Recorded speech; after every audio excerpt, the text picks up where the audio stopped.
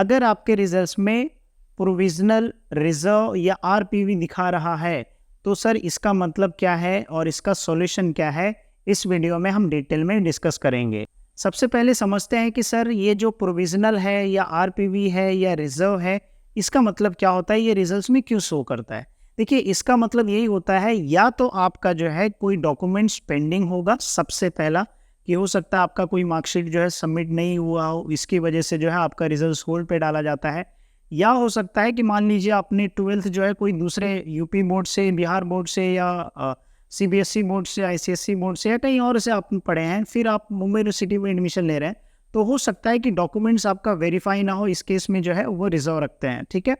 या हो सकता है कि आप स्विच करते हो, ठीक है, उस केस में आपका डॉक्यूमेंट्स वेरीफाइड ही नहीं हुआ है, ठीक है, ट्रांसफर सर्टिफिकेट या कुछ और जो है इशू हो सकता है माइग्रेशन सर्टिफिकेट का, तो उस केस में जो है आपका वहाँ पे रिजर्व दिखाता है या प्रोविजनल दिखाता है, ठीक है।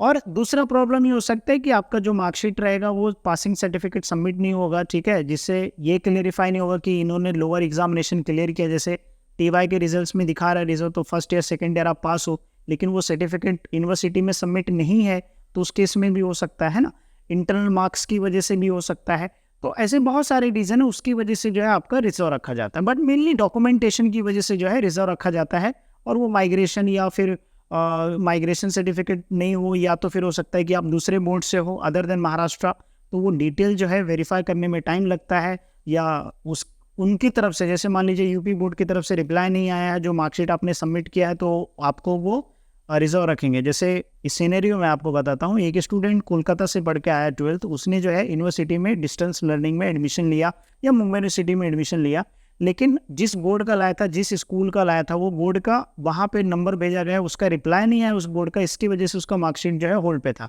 फिर उस स्टूडेंट को कोलकाता जाके वहाँ से वेरिफिकेशन डॉक्यूमेंट्स ला के सबमिट करना पड़ा, फिर जाके वेरीफाई हुआ, तो रिजर्व इसकी वजह से भी दिखाता है। तो सर अगर ये प्रॉब्लम हो जाता है तो इसका सॉल्यूशन क्या है, तो देखिए सबसे पहले आप घबराइए नहीं, इसका सॉल्यूशन ये है कि सबसे पहले आप कॉलेज में जाइए, उनसे इंक्वायरी कीजिए कौन सा डॉक्यूमेंट्स पेंडिंग है, वो पूछिए आप उनसे, और फिर वो आपको बताएंगे। अगेन इसका क्या होता है कि एक फॉर्म होता है, वो फॉर्म फिल करना होता है, उसके साथ वो डॉक्यूमेंट्स अटैच करने होते हैं, और फिर उसके बाद जो है आपका ये जो रिजर्व है या प्रोविजनल है या फिर जो आरपीवी दिखा रहा है, तो उस केस में जो है वो हट के आपका रिजल्ट जो है बन जाएगा, ठीक है, वो हटा देंगे। मेनली डॉक्यूमेंटेशन की वजह से होता है, बट ये होता है कि डॉक्यूमेंटेशन वेरीफाई करने के लिए और प्रॉब्लम को आइडेंटिफाई करने के लिए बहुत टाइम लग जाता है। लेकिन ये वीडियो आप देख रहे हो, मतलब आपको पता है कि प्रॉब्लम कहाँ हो सकता है, तो directly cut to cut question पूछने के लिए सर ये हटाना है, तो इसके लिए कौन सा डॉक्यूमेंट मिसिंग है वो मुझे बताओ, इसका फॉर्म कौन सा है, लेटर कहाँ पे सबमिट करना है, कौन से डिपार्टमेंट में करना है वो बताओ, और वो डिपार्टमेंट में जाके सबमिट करके एक कॉपी अपने पास ले लेना, ऐसा proof that I had submitted for that,